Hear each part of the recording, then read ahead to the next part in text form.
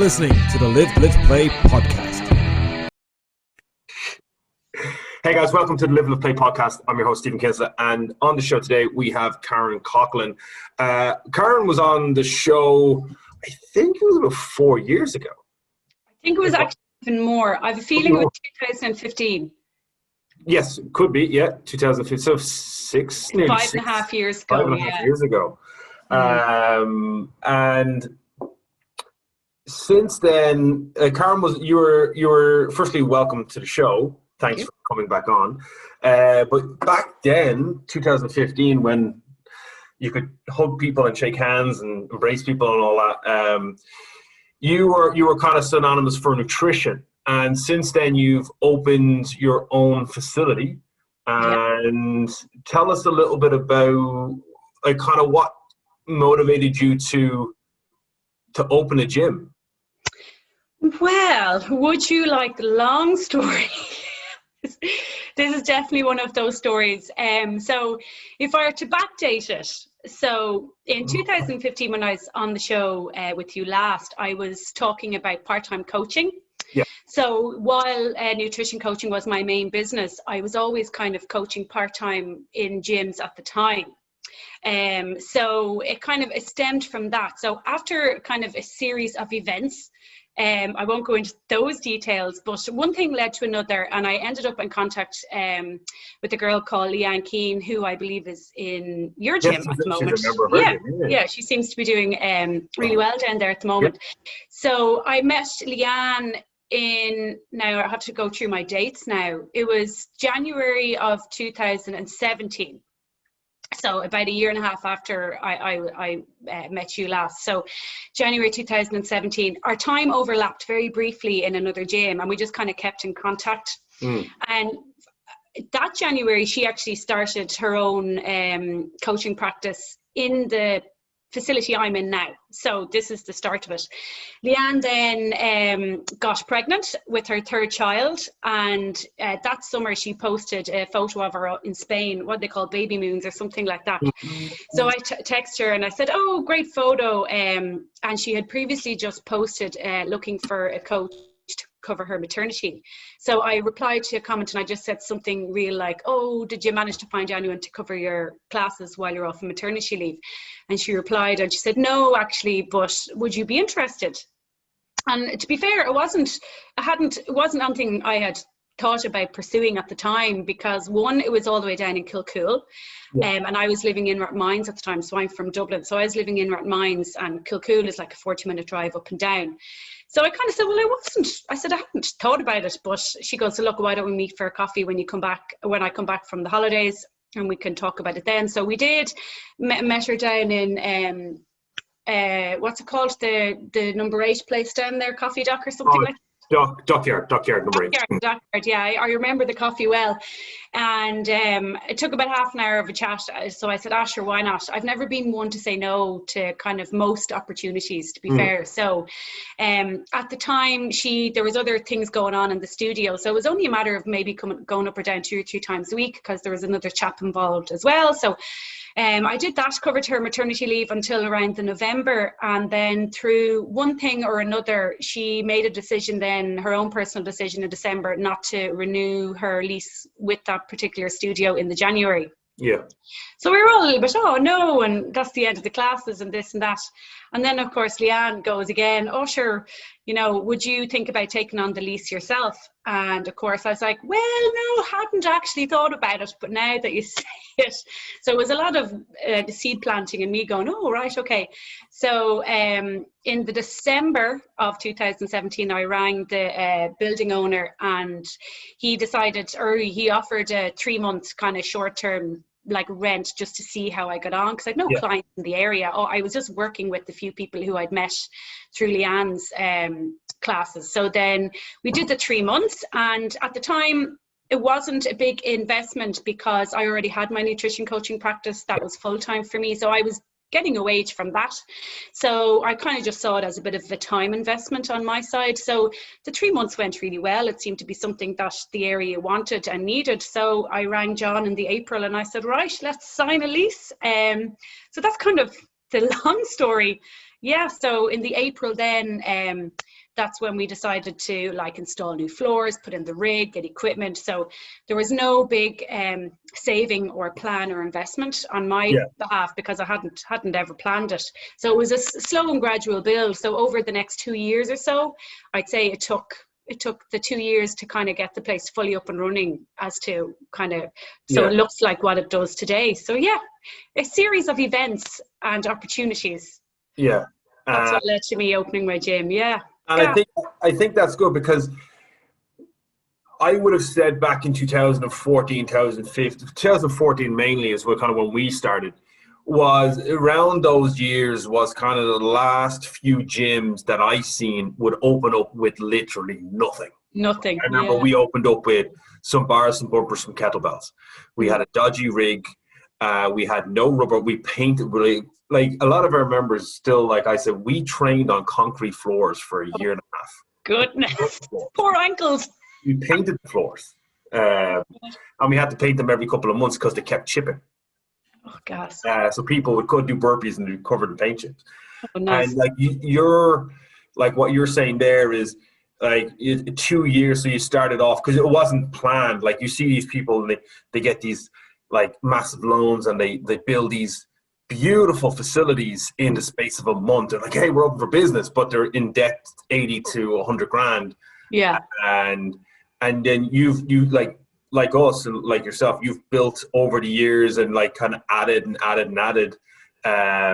which I think is, obviously it's nice to open the doors with a big plush facility, but I think there's more character to a company when you, because your members get to see the evolution of, that's it. Like, you're not like driving around the corner in your Maserati and living the dream because everyone thinks we're rich.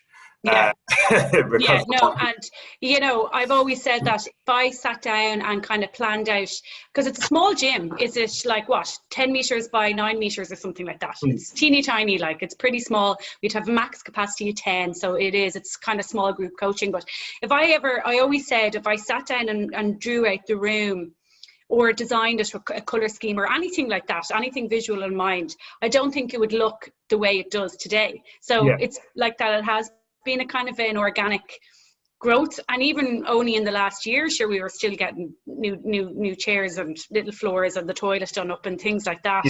So it wouldn't look like it does today if I had sat down initially and done that. So we really did, like, we built it like, well, what do we need now? And then we worked around that, and then, well, what can we add in next? And so, it kind of worked like that. It was always functional rather than what it looked like. And if people know me, they know I'm not really driven by aesthetic in any regard of my life.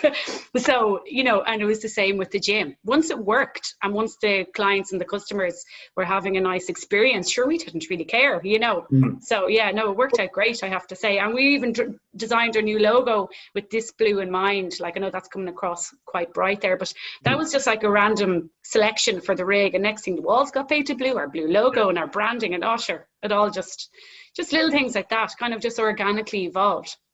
And that's we started off with we went through some horrible stuff. I don't know, we thought it was good at the time. Like we picked one wall and spray painted it different colors, every brick a different color. Oh my goodness. About 3 months, because for the kids program, cool. Yeah. Turns out we were probably giving them seizures. And then we had a black and yellow wall, like a hazard wall. We had traffic lights on the wall. Now, if they had been hooked up to the clock, it would have been cool. Yeah. We couldn't get that done. And now pretty much my gym is black. Yeah. Like, there's little bits of blue of our logo, but it's darker and it's wooden and it's like a log. It's like a cabin more so than it was. But that's just over the years, just kind of, I did something, thought it was cool, and then a couple of months later, like, I'm not happy with this, and constantly change. Like, we just, like, now obviously with lockdown, we've been adding more, making more changes. People are like, why are you updating your assessment room? I was like, partly I want to, partly I'm bored. Yeah, exactly. Yeah. But for you, obviously, we've all been hit with COVID, and the fitness industry, I think it's gotten a raw deal, and I think we've got lumped in with the our style of gyms, the small group training gyms, personal training gyms. We've been lumped in with the bigger budget gyms, and I don't think it's right. But for you, how has the last 12 months affected, obviously, the business, personally? Like for me, it's been a bit of a roller coaster, and I ended up working with someone, a kind of mentor, to help me turn my mentality around on it, because originally I was kind of like, oh, we're fucked. Yeah. Pretty much. The first April last year wasn't a good place. And me and Dave were in here. I think we drank a full fridge of Monster and protein bars. Oh, goodness. So I thought you were going to say bottles of vodka there, so could it be worse? We don't keep that on site. It could be a thing. Oh, goodness. Yeah, so, what a wild 12 months it has been. More. We're into our, are we into our 13th, 14th month? I don't know. 13th month now, yeah. Yeah, like, I remember the original announcement. My sister was actually in the gym at the time. We were in the middle of a postnatal class, and the announcement came on at 12 o'clock. Leo came on, and of course, I dramatisize and I overreact to everything. So like that, I was like, ah, la la la la la la la la, and of course, my sister had to step in and go, Karen, it's 2 weeks, relax, and so yeah, and then obviously everything happened. So we were slow enough to get our classes initially onto Zoom. I was kind of at home in my back garden doing all these random videos and, like, you know, trying to send workouts to our Facebook group, and it just wasn't engaging. It wasn't engaging at all. So, and of course, like, everybody's a pro at Zoom now, but back then I was really like, oh God, not doing Zoom, but it's only because I was unfamiliar with it. Yeah. You know, so then we trialed out our first Saturday class, and people loved it. It was brilliant. You know, it was novel. We were all there together. Hey. So when we transitioned to Zoom, then I kind of felt it just was a bit more suitable, I suppose. So we survived the first lockdown because of that. Yeah. Now, I was in the gym on my own at the time, so I never had any outside help, because I never had a full-time or even a part-time member of staff. Yeah. I only ever had kind of like subcontractors or people to step in here and there to cover holidays, days off and things like that. So I personally felt really overwhelmed in the March last year, because I felt quite, so like you, we have kids as well. We've teens and tweens, as well as postnatal, as well as regular coaching. And even though like you might be doing 3 or 4 hours of Zoom a week, that's enough for one person, you know, and to be doing the programming and doing this and that. So I wasn't on the ball enough, or I just didn't have enough mental capacity to take on all of them. So we lost all of our tweens and teens, and we lost all of our postnatal last March, and we survived literally on the 50% members that we had for those first 4 months. So I found that one quite difficult, just because I was so overwhelmed by it. So then when we opened up so that was a big learning curve for me. I was like, Jesus, I need to get a member staff here, and I mean like a proper member. It's not nice when you see, because it's not that you weren't trying your best. No, I felt the same. Is when you start seeing these kind of emails coming in, like, oh, we want to like suspend or cancel our membership. Like, our kids program went from 60 a week in the first lockdown to like 18. Oh my God, yeah. I was just looking at it going like, fuck yeah. I was speechless. I couldn't figure it out. And like our kids program is obviously something that I'm overly passionate about. And to see it get like literally just destroyed, I was like, this is just. And it took me a while, like when you start looking at it, I can understand, and I'm sure any business owner that runs a gym can understand the overwhelmingness that happened in that kind of March, April, when just things were like, everyone was trying to figure it out. Yeah. You know what I mean? Yeah. Yeah. I totally get it. We were the same with the postnatal and the teens and tweens. So, and they're 50% of our business. So I was down 50% within a month. And then slowly but surely over the next 3 months, we lost 50% of our regular members. So at our lowest, we were turning over 25%. And I don't know if people realize that.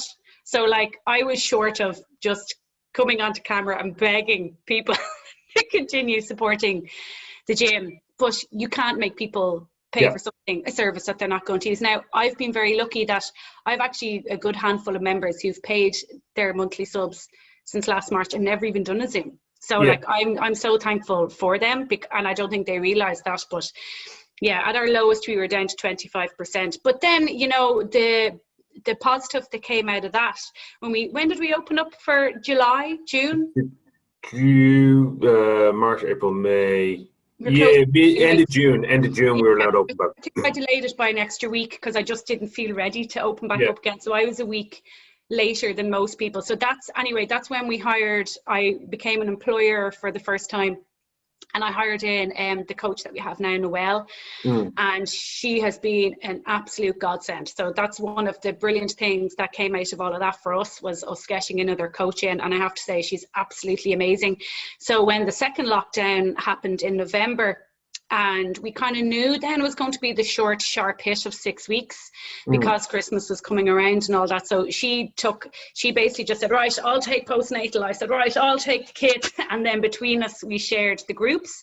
So we were fine in November. There was no complaints, no anything. And at that stage, we'd all gotten our restart grants. So like we kind of had a bit of money to do a few bits, and, you know, so November was fine. And then after we opened in November, so then December was one of our best months ever. And for December, that's kind of crazy, you know. So like we had our 2 best months, the September and again the December. And by that December, we'd grown our teens and tweens up to 48, which is huge for a tiny little gym. Yeah. Like, you know, down in Kilcool. So we were delighted with that. But then, of course, January happened, and we initially thought it was going to be 4 weeks. And then, of course, we haven't been giving any guidelines really as to when we've been going to reopen again. So while the initial 4 weeks wasn't too bad, as soon as that kind of rolled into February, March, that's when we've started to lose again. So our postnatal is gone way down. You know, moms and babies want to get out of the house, and they want to be there to socialize and integrate with other moms and meet new people and actually have a physical kind of support or connection. So they're not getting that from the online classes. So that's suffering a bit. Our teens and tweens are doing okay. You know, I'd say we've about half of them. But every week there's an email.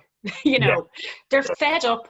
I've noticed in the last 2 weeks, there's been a drop off everywhere. And I think that's because the summer, the weather's getting nicer. People are outside and about a little bit more. They're not going to be indoors exercising when they can get out and about. So I think it's only going to get worse before it gets better again for us. So if this goes into April, which it will, it already is. If it goes into May and if it goes into June, I have a feeling we're going to get a kind of another quite a bad hit. Like, and no matter how much you promote your business, and no matter how much you say Zooms are the next best thing, they're not the same thing. Yeah, I can't force that on anybody, and like that, I'm only short of coming on and begging people to join in and sign up. But so hopefully we get something in the next announcement. We weren't even factored in the last announcement, so that's what's hard as well, because there's no guideline, there's no timeline, there's nothing. What annoys me the most about that is, firstly, the governing bodies of all right, so there's no real governing body. There's Active Ireland, and then there's Sport Ireland, and they've been here because we're associated with Sport Ireland through weightlifting. We contacted them, nothing. I remember getting an email I think I got an email in August or July or August of last year saying you're allowed to open your gym now. I'm like, no, we know that. We were able to do that in June. Like, what the fuck? You're a month behind everyone. Yeah. And then Active Ireland, they're not, because obviously a friend of mine owns a budget gym, and he's a part of them, and they're not getting anything from there because there's nothing. But yet, out of all the industries, and the community rates were like 23rd on the list out of 25. We're one of the lowest of community rate. They're constantly telling people, you need to exercise, stay healthy, you need to build your immune system by eating better, but we're going to stop all systems that can help you. Yeah. Because not everyone likes to walk all the time. And all fairness, everyone, like, let's go for a walk. Yeah, okay. Fuck the seafront, it's not so much cooler the 100th time. Running, I even took up running, but not everyone wants to run. No. But could you put on like what we call WOD and go outside in our car park? Yeah. Kind of. Unless you got whistleblowers. There's people outside your car park. Yeah, I'm not trying to hide it. That's why they're in my car park. I'm on a main road. I'm not trying to hide what I'm doing. I remember the first time we posted that we did a Facebook Live about WOD and go. And then I was like, oh, the sneaky people at FSM doing outdoor workouts. It's like, it's not sneaky if you found out on Facebook Live that I'm in a car park with my members coaching them. Yeah, hilarious. That's not sneaky. That's in your face. That's what we're doing, because we're abiding by all the guards came in the first time. They just checked everything without everyone staying distant and sanitizing and doing all that. Then they left. And we got away with that all last year. And as I said, we started there this week. And we had some guards come in and they were just a little bit different this time. I don't know. But yeah, we got no mention, even though your whole company's motto is making people healthier and living a better life, quality of life. Yeah. Pretty much every gym, unless your gym is like just purely athlete driven, like I want to impact as many people as possible through health, fitness, and well-being. Yeah. That will make people live better, stronger, better immune system. Yeah, I get that. But at the same time, I personally, I wouldn't want to reopen if there was community transmission still going on. In January, I was pretty happy, to be honest, that the decision was taken away from me as to whether we should stay open or closed, because, transmission rates went through the roof and all of that. Yeah. So I wouldn't be forefront of the argument for gyms to open now. I'm happy to kind of wait in turn and just make do what we can. But at the same time, just a little bit more structure, a little bit more guidance. Where does the country need to be before we can open? Blah, blah, blah, blah, blah, all that sort of thing. Yeah. So while I get that, and as well as that, like what you were saying about going for a walk, I don't know if the government understand the difference between the different types of exercise either, so going for a walk and going into the gym to lift weights have two totally different outcomes in terms of what it does physically as well as mentally for a lot of people. So exercise, you can't just say exercise as an outlet.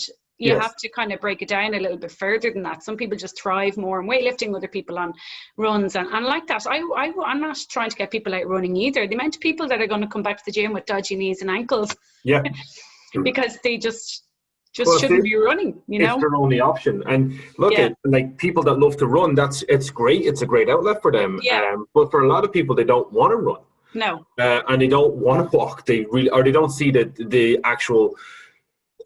For me, walking, unless you've never exercised and walking's the first bit of exercise you've done, then there's going to be kind of a weight loss aspect to it.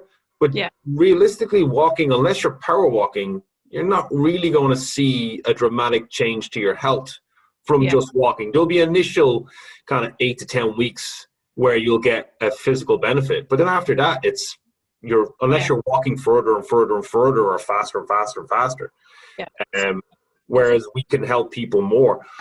I think personally, I know you were saying I didn't think the gym should have closed at all. I don't believe, because of our transmission rates and because of the percentages. I think a lot of gyms were able to do it safely. I believe hairdressers and beauticians were the same.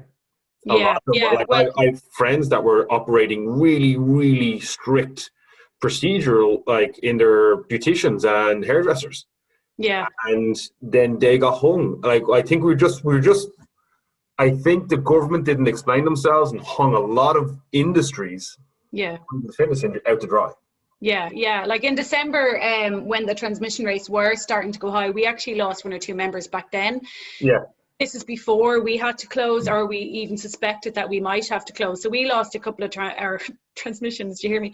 Members back then, because they were concerned about coming in with high transmission rates. Yeah. So then I was kind of like, oh God, like if this is going to happen and we're allowed to stay open, that's not good either. So for me, I just in our place in particular, I couldn't see it working as a hybrid, you know what I mean? I know some people were given the option of streaming online as well as having the in-house, but for me, I just couldn't, just the logistics of making that happen, I couldn't see it happening. Now, I'm sure if we really thought long and hard, we could figure something out, but for me, it was you're either in the gym or you're not in the gym. So I think to have stayed open when all of this was going on, when people were too nervous about coming in, that wouldn't have worked well for us either. So it's hard. It's hard to know. Really. When we got back open the first time, we shut down all Zoom. I was happy to know. Some members were like, "Are you still going to do some Zoom classes?" We're like, "No, we're open." Yeah. And then we lost members over that. We had people that were members on Zoom, and then when we reopened, they stopped being a member because they didn't feel comfortable coming to the gym. And I was like, "Look, your decision to exercise at FSM or to exercise online is your decision, and that's how you feel about the situation at hand." Yeah. As I said, say to our coaches, and I say to the members, that I will never open FSM or run anything at FSM if I was doing it to make a penny. Yeah. I was confident with every decision I made about the reopening, the closing, the Zooms, the outdoor stuff. I always felt confident that what we were doing was to the highest standard that was set down by a governing body, like the government. Yeah. At no point did I ever think, even the latest one, at no point did I ever think I was doing it wrong. And it wasn't to, like, if someone was to say, "Oh, you're just trying to make money," it's like, well, it's a business, and businesses have to make money. And sometimes but for us, we're doing okay. Like, we would have to be shut down for over a year for that right now for us to be like looking at shutting our doors. Yeah. Because we pivoted, like a lot of other gyms, like yourself. We pivoted and we went through some tough times, and then we learned how to redo things. And then I looked at like other companies that do purposefully online classes and did that. And then we ventured into different aspects of what we do and personal training. We don't really sell we didn't really sell personal training, but now we sell a lot of personal training. Right. So, and it gave us, I just feel that if the government says you can't open, I get it, we won't open. Yeah. But they didn't say anything. No. And that was, knowing what we know, that annoyed me a lot. Yeah. So you're sitting there going, well, and then your members are asking you the question. You're like, actually, I don't know. Like, because if as soon as I find out, I'll let you know. But they're not telling us anything. They didn't give us a mention. No, didn't even get a mention, and that's it. It's when you don't know. It's that whole unknown, isn't it? That's like mentally, that's really hard to deal with as well. Really hard, because like, what if this and what if that, and you're playing out all these scenarios. Yeah. Like, I remember last year, before like the whole like sharing equipment thing, I was like, my gym is set up where we have a 3 by 3 square, so like a 3-bay rig, that's it.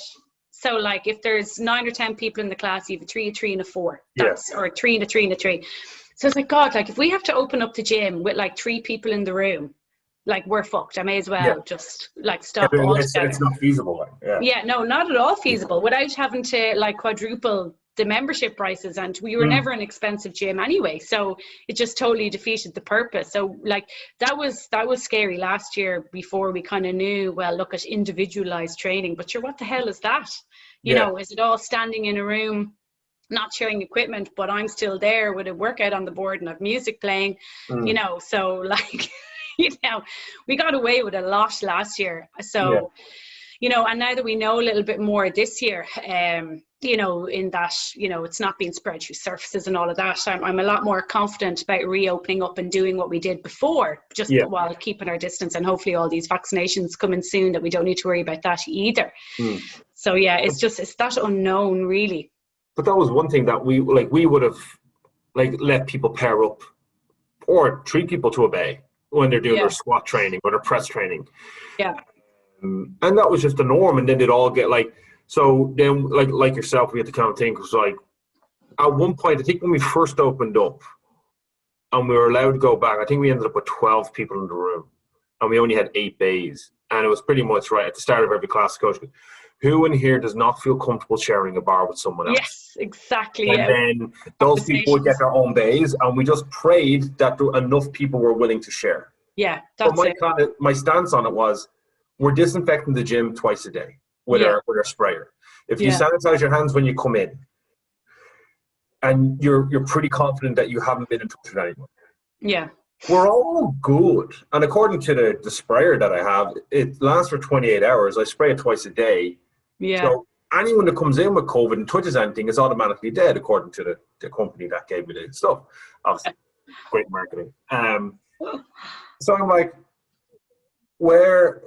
this is all good. This is all, and then I was like, we had people like, oh, your plates need to be separated. I'm like, separate the plates. I said, the plates are, I can't have plate holders at every bay. Now we actually do. We've got wooden ones built.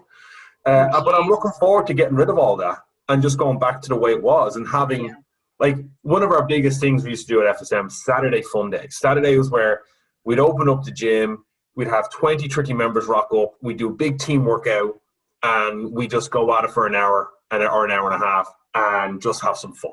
Yeah.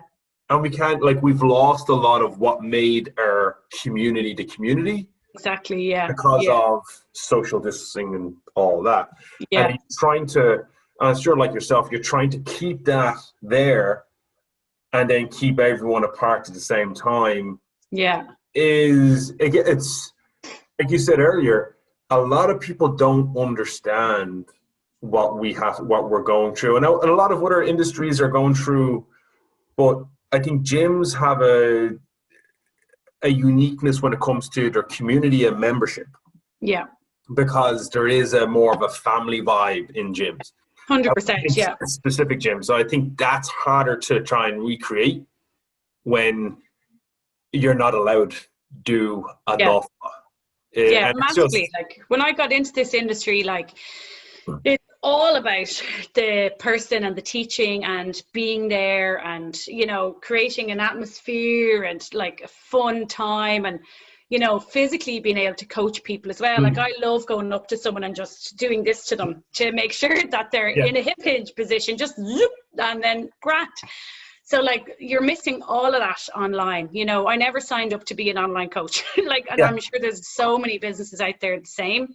There's so many businesses who couldn't transition online either. So, in one regard, I feel lucky to be able to still offer some sort of a service, because a lot of people, like hairdressers, for example, they can't do it unless they've gone into the black market now or selling products online. They couldn't just transition their business online. So while I feel like this isn't something I actively want to do, I'm lucky. We are lucky to be able to do it, to be able to get enough of the members' interest to hang on there as a business, So I won't say we're thriving, far from it, but we're doing what we can to survive as a business. And I think I was kind of saying this earlier as well, people see us still offering a service, so they kind of think, oh, sure, they're grand.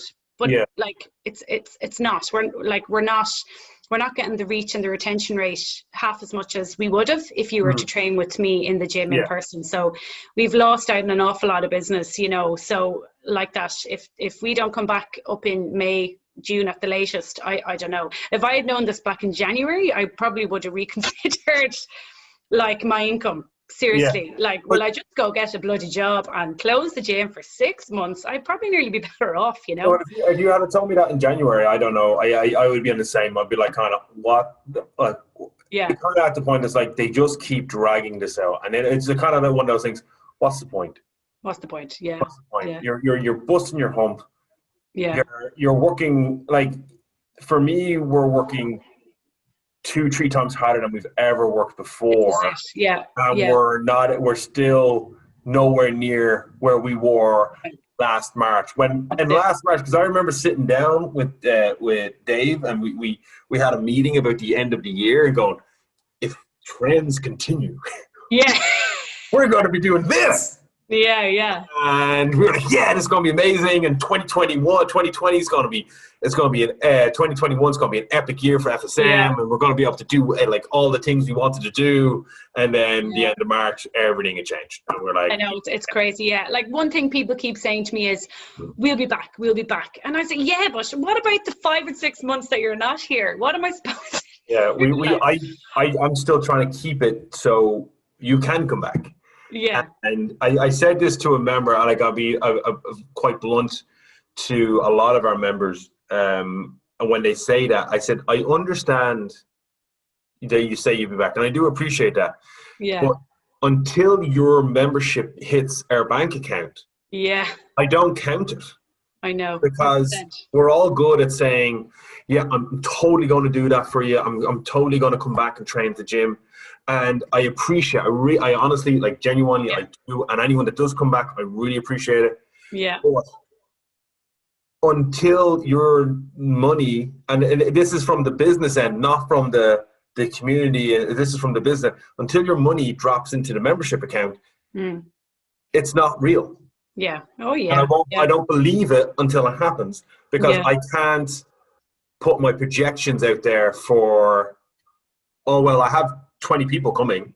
Yeah. So my accountant's going to be like, yeah, so you're not there now. You're missing it now. Yeah. Like you kind of just have to hang on to the hope. If we don't have hope, you don't have anything. Like, if you just, like, you know, someone said to me as well, when we do eventually open up, it'll be like having 12 Januaries in a row. So I'm really clinging on to that, really clinging on to that, because we did have that glimmer of it last September, you know, that huge spike, and then all of a sudden again. But, you know, I have to hang on to that, because if I don't, I'd say I would have probably quit a while ago, you know, because I don't know, like, is it worth it? Like, you just asked that. I find I'm working more than ever right now. While I'm only in the gym, max, I do the kids 2 or 3 Zooms a week. I might do 6 Zooms a week, you know, but after that, I'm at home, like, working, just doing what I can to generate any sort of awareness, or, you know, like, just anything, you know, trying to promote what we can. But it's like I find a really frustrating part of all of this is that none of this, as a gym owner, business owner, someone who works for themselves, you probably embarked on a self-employed career because you like generating your own results, making things happen for yourself, and then all of a sudden you're told, no, you can't actually make any money anymore. And you're like, what? But I've worked so hard, please let me make money. And, like, all of that's just taken away, and it's really deflating, really almost like demoralizing. Like, do you know what I mean? Like, that you've lost all of that control. And anybody who runs a business for themselves, they are in some way a little bit of a control freak, you know. I do think that. I do think that. Like, I massively, like, I'm not as controlling as I used to be. I've learned to let go and mellow out a little bit, and I'm not as perfection driven as I used to be. But that's one of the beauties about working for yourself, is that you get to decide to do that, and then that's just been taken away. And I struggled with that massively last year. Going, this isn't fair. That kind of attitude. Well, there is a bit of that, because a lot of people, they're driven to make it and to be successful, and then you're literally stopped. You're trying. So what are you trying to do? You're not allowed to do that anymore. Not allowed, and this is. You go get a job. You go get a job in a supermarket, and you're going to be set up for life, whether it's a pandemic or not. And, like, it's okay. Whatever your job is, that's fine. But I honestly think that the fallout of this hasn't hit a lot of gyms yet. Yeah. No. And you're going to see, I reckon you're going to see some sort of financial race of budgets and cutting prices to get members in the door. As one Mine thing, are going up. we increased our we increased our prices at the end of last year. Not for our current members, for all new members walking through the door. Because we ended up investing a lot of time and effort into FSM and redesigning FSM. And like, I suppose the positive, and the next question for you is like, I got to take a lot of positives out of the last 12, 13 months. And I worked really hard over the last 6 months to focus on only the positives. And if I can't change the circumstance, stop dwelling on it. Yeah. Because you're getting nowhere with it. You can't open your gym until you know you can open your gym. So what else are you going to do? Last night was a bit of I ended up falling back into that old habit of stressing.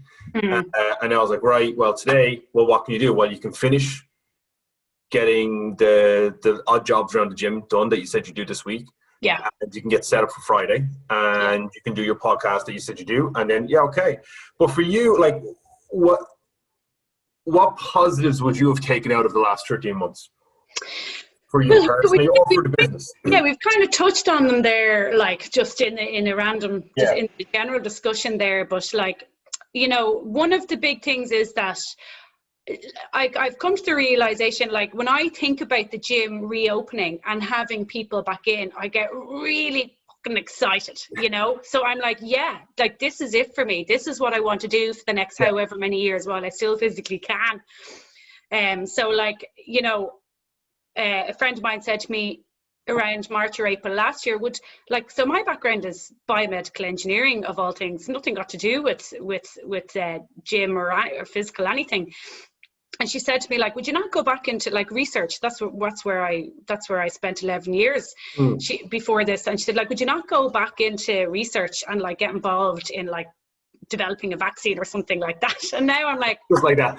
oh, I should. I like so should have if I'd known 12 months ago. But anyway, like it kind of has given me a new appreciation to be in the position that I am.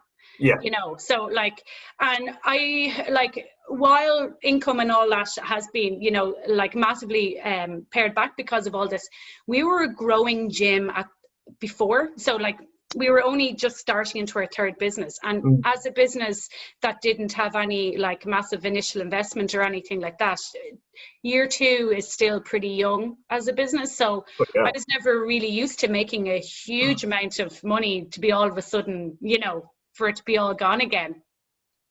So, you know, I don't know why I'm talking about the money side of things again, but you know, it's made me like resilient to just holding on, because I know we are going to bounce back and we are going to get back to where we want to be again, you know. So, and then as well as that, like being able to grow with the staff, so getting Noelle in, she's been brilliant.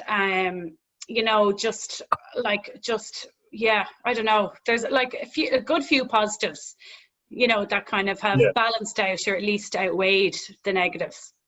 Oh yeah, like I think what you said there is that it made you realize that it's what you want to do. Yeah, is 100% perfect. Like I've been through we're 7 years. I thought we were 8 years. I actually posted that we're 8 years. We're not. At the end of this year, will be our 8 year.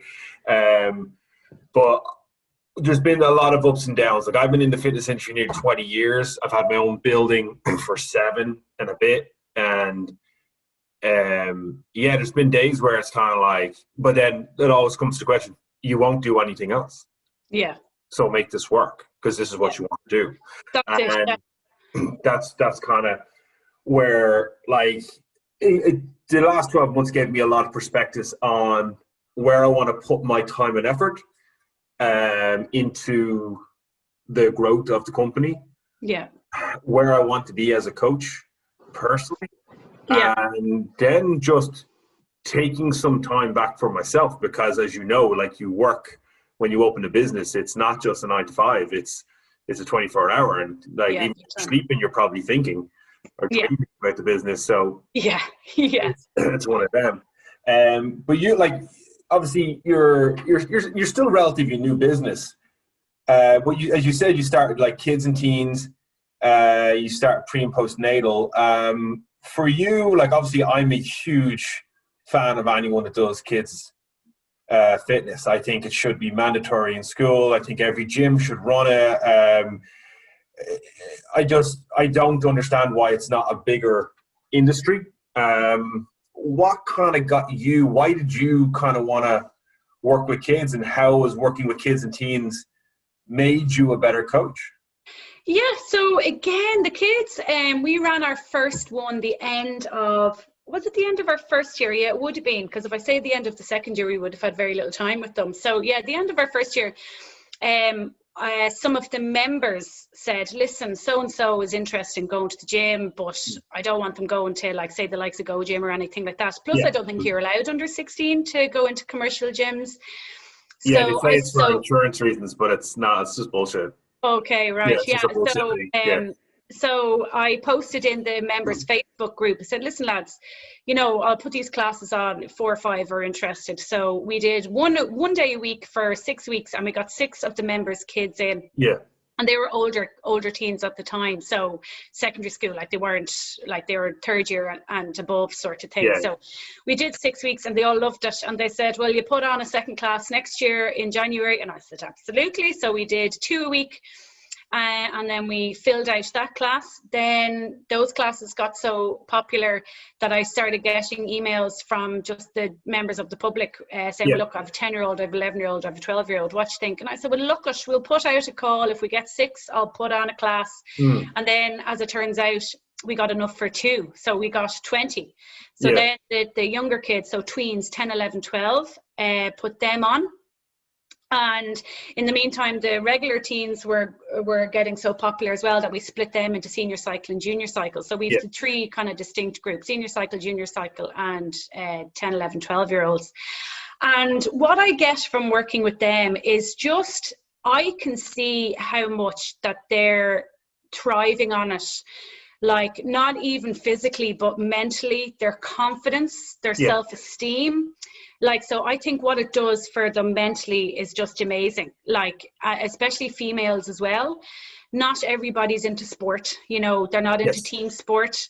But when they come into the gym and they go, oh, I can do that, and they just get this huge surge of like empowerment. And I buzz on that. I love that. When I see other people growing in that kind of capacity, not physically, but more so emotionally and mentally, I really, really thrive on that. So it's just amazing, because as a female, like, I would have been heavily involved in like diet culture and always wanting to be skinny and all of this when I was a kid. So like, I'm only raging I didn't discover like weight training as a way to inject positivity into your life, and not for fat loss or anything like that. What we do in the gym is nothing about what we look like, and I'm always very making sure that message comes across to them. Like, we're not here to build booties or anything like that. We're here to, do these amazing things and to feel good and to get strong and all of that sort of thing. And the kids love that. They like when they achieve something that they thought they couldn't. Adults are the same, but the kids, I don't know, it's just extra special when you see them kind of do that. It makes, like you already said, it makes them like, when you can show someone, and I do agree 100%, when you can show a girl that they can be like shit strong, like it's such an empowering feeling that they get, and then they are able to take that and use it in everyday life. 100%. And 100%. That's the reason why I started kids was because I felt it was needed. The reason why I started the teens program was literally, I had people saying, listen, start coaching teens. And I was like, well, we have a kids program. We don't really have a teens program. I don't know why I never taught it. And then we started teens. But it was to see, like, we've had a guy that started with us at 13. He's 19. He's our coach now. We've had kids that started at 5 are now 12. Like, I've seen an evolution of kids grow, like, and I know it's our motto, and it's growing up strong. Yeah. And their attitude to other people is just, it seems better. Now, I can't say that every kid in the gym is a nice kid because they trained at FSM. Yeah. But because of we instill a certain thing is that we always encourage everyone can win. Everyone is about, like, if you lift a 2 kilo weight more this week than you did 3 weeks ago, you're winning.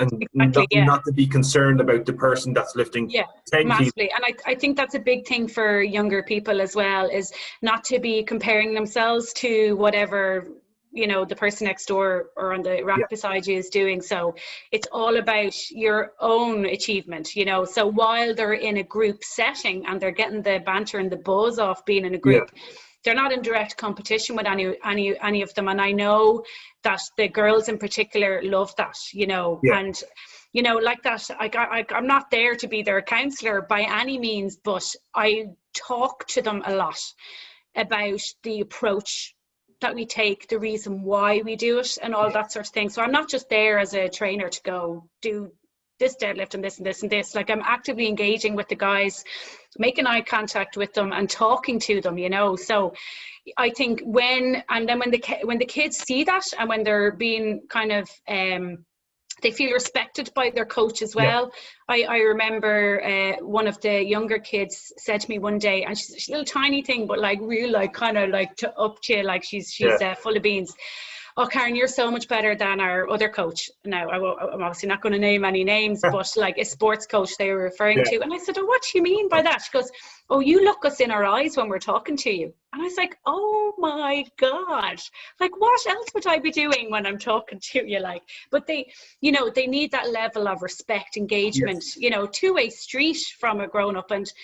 And so that's huge. So like I said, I'm not there to be their counselor, but I do find that when they can grow mentally and develop a kind of like a positive mindset and a positive approach to what they're doing, it spills over into other areas of their life, like they're able to stand up for themselves better and all this sort of thing. So their whole mindset and approach to life in general can change just by going to the gym and finding a positive reason to be there. And the person on the floor, like yourself, and having that comment is a great comment to have. And I think, and I've said this to anyone that's ever asked me about becoming a kids coach or a teens coach, I said, if you're not into it, if you really don't want to work with these kids, they will figure you out in a heartbeat. Big time. When a new teacher comes into class, you test them. You test that teacher to see if you're going to get away with stuff. And then your favorite teachers are the ones you respected, because they respected you. And you did their homework, and you mightn't have done the other homework because that teacher was just there to get their wages, or like, that type of aspect. So funny, And I remember when I was a kid, the first time I ever had that experience was with a basketball coach. And he would stare at you. Like, he would look at you when he's talking to you. And I used to, like, I'd feel like, oh God, looking at me for? Irish people stare each other in the eye. And this is an American coach. And still today, anytime I meet this guy when he's over is one of those moments where I'm just like, I feel like I'm a kid again when I meet him, because I hang on every word. And all he's doing is coaching basketball. He loves to coach youth basketball. And then I love to coach youth strength and conditioning. And it's very rewarding. And it's when you get those comments like that, like, you look us in the eye, like, it's kind of cried, I'd say. I said, oh my God, it's so emotional. And it's amazing. I really would love to see it grow much, much bigger than what it currently is. I think it's very small, and like, I still have to have not our conversations about stunting growth and all this stuff, and and like little things like that. But it's a huge industry that needs to be, I think so, nurtured and grown better. And it will. We get the right coaches will get involved. I think anyone that tries to start a kids program that is not really involved or interested in it, or interested in educating themselves on it, then it won't really work for them. Before we locked down this time, like our teens and tweens had grown, like I was saying, up to like nearly 50. I think it was 48. And I remember saying it to probably my mum and dad and anyone who'd listened to me at the time, as my sounding board, because like that, I don't really have a team of coaches around me yet. I say yet. If the gym keeps going the way it's going, like I was like, I wonder, could I knock down this wall and, you know, to go into the next building? Because I think there is enough demand for a kids gym to be a kids gym on its own as a business. Yes. 100%. So like, that's something I'm just hugely in my mind about pursuing more next year. Now, I'm not going to go open up a second gym just yet, but it's at the back of my mind that I think there's so much to be gained from it, you know. And like, it just, when you're talking about teachers there, that just kind of sparked a memory as well. When I get new kids in, say every 6 weeks or whatever, I sit them down and I go, right, guys, who actually wants to be here? You know, and they go, oh yeah, me. And then I ask them, well, what's the difference between here and school? And they don't really know. I kind of have to kind of give them a few hints. And I said, well, by law, you have to go to school. And I said, by law, you don't need to be here. So if you don't want to be here, don't come in. So I was trying to get the message across them that just because your mom and dad sent you, that doesn't mean that you have to be here. And if you're not engaging and interacting with the class, I can tell you never to come back. You know, so like, I try to drill that into them as well. I want this to be a positive, fun, a thing that you choose to do. So like, really trying to make that obvious to them. Like, they're not obliged to be there. So if they are acting up in any way, I'm like, right, out you go. That's what we have a set of rules. We do a set of rules. We have a contract. And then we always say in the first day, the parent always comes, like we say, like, listen, we're gonna, it's for kids. Teens is different, but for kids, they get to try the day. And then the parent goes, what's the story? I said, well, if your kid goes outside and they tell you that they want to come back, then ring us. Yeah. I'm not like, okay, so this is what we're going to do. You got 12-month contract, and I'm going to give you a 10% discount if you sign and pay it all today. It's like, if your kid wants to come back, we'll have, and that's how we've always done it, and that's how we constantly grow. But I totally agree with you. If people ask me would I ever open a second FSM, I said no, I'd only open to kids and teens. Because I think it's really important to have a separate environment for them. So in other words, the fact that I have a small gym has worked out well for the kids, because they come in, it's small room, we're all contained, we it's like a free-for-all, you know. So, and there isn't adults there playing, you know, rap music down like in one corner, and the kids over on the other end. It's full 100% theirs for the time that they're there. So I think that is really important for kids as well, to have an environment that they can thrive and be themselves in without the worry of, maybe, like, I've had one or two parents going, is it okay if I sit in now with, say, Jimmy, because he's a bit nervous? And I said, I'm sorry, but no, like, just no, like, you're not coming in watching the kids in the gym, because that's for them, you know. That's the way it should be. I think I know other gyms that would allow like adults train at the same time as their kids because it's convenient. I was like, no, the kids is the kids hour, and that's for them. And if you turn up early for class, you have to wait outside. Yeah. And parents are the same. I said, it's best if you could. There's a coffee shop up the road. Go grab a coffee. Yeah. Like, if anything happens, if anything bad happens, I'll ring you. Yeah. And if anything good happens, they'll tell you. Yeah.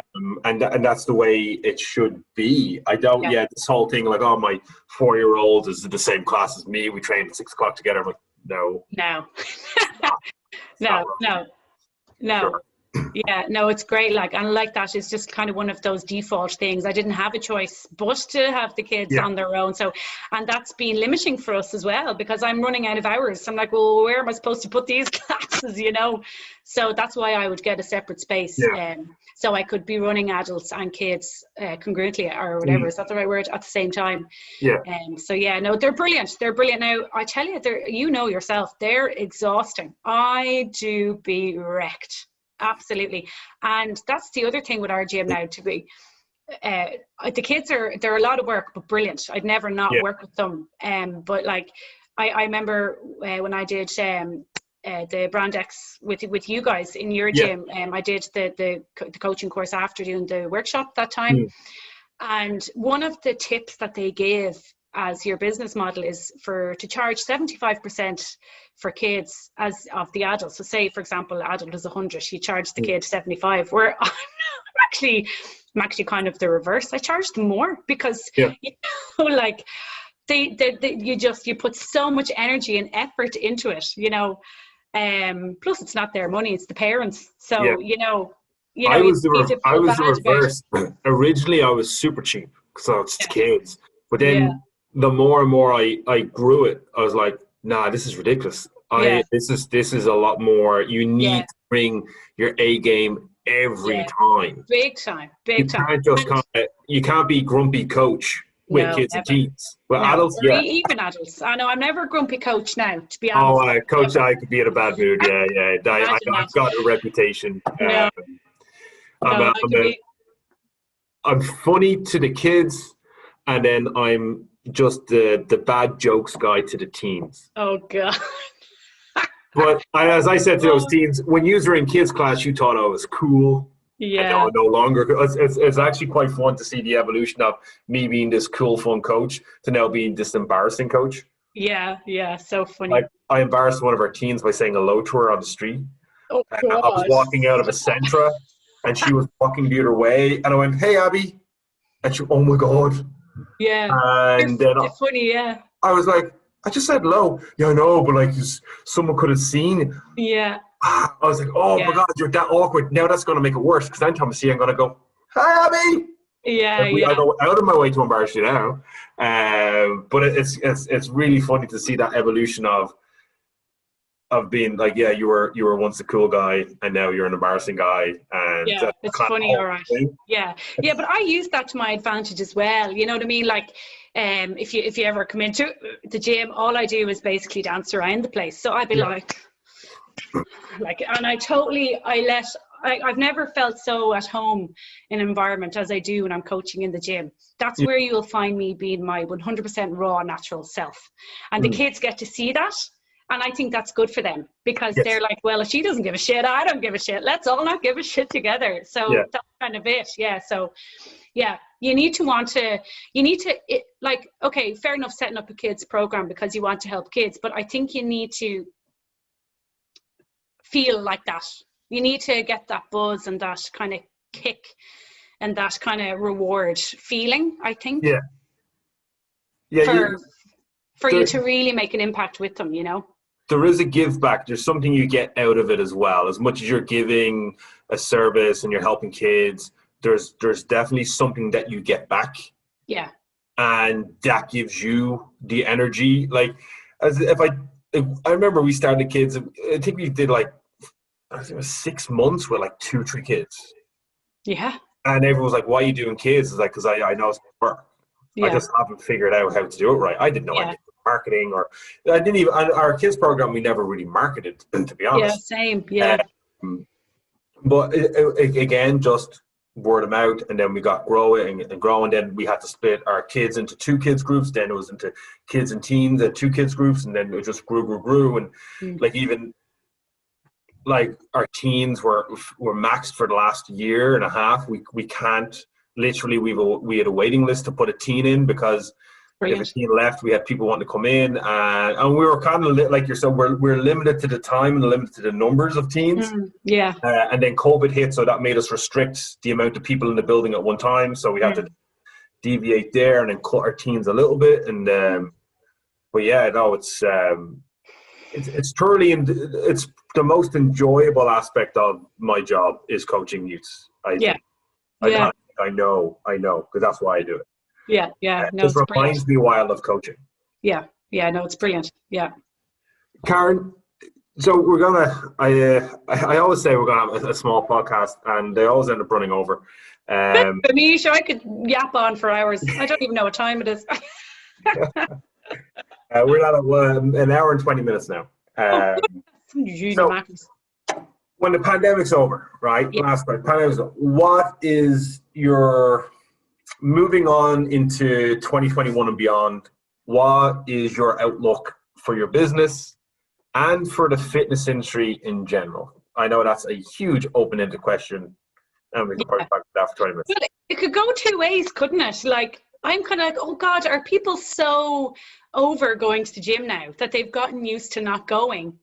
Yeah. Or is it going to be, no, we're definitely going back? So I'm on the side of, no, they are going to come back. Yeah. So no, I think, I do think gyms, especially the likes of ourselves, where there's the personal element and the community and the fun and the crack, those type of gyms, they're going to take above and beyond what they had membership wise, I think, before we left off. So not only, even though the doors have been closed for the last 6 months, I've been very visible on social media, Facebook. I'm doing loads more videos, getting my voice and names and everything out there. So that's given me, the pandemic has given me huge opportunity to do that. So that's backtracking to another question. I never would have had the time or the energy to do that. Whereas now I have a little bit more like time. I said, well, just time where I'm physically at home that I can do that while I'm doing my other bits. So I think if you have stayed visible and hopeful and putting out little bits along the way,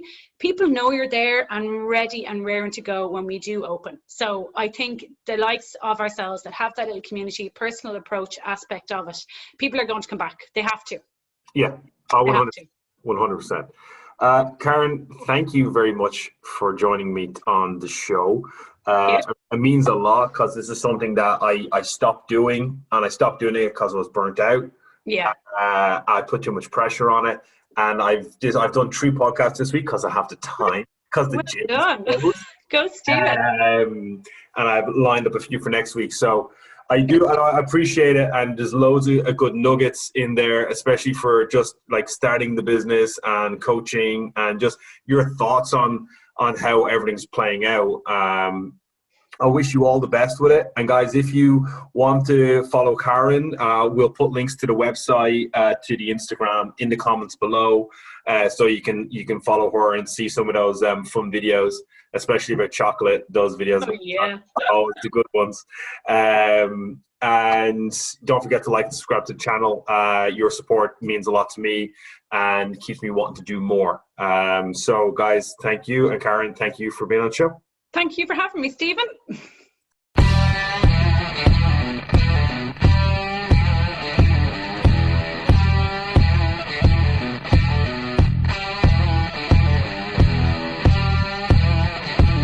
You're listening to the Live, Play podcast.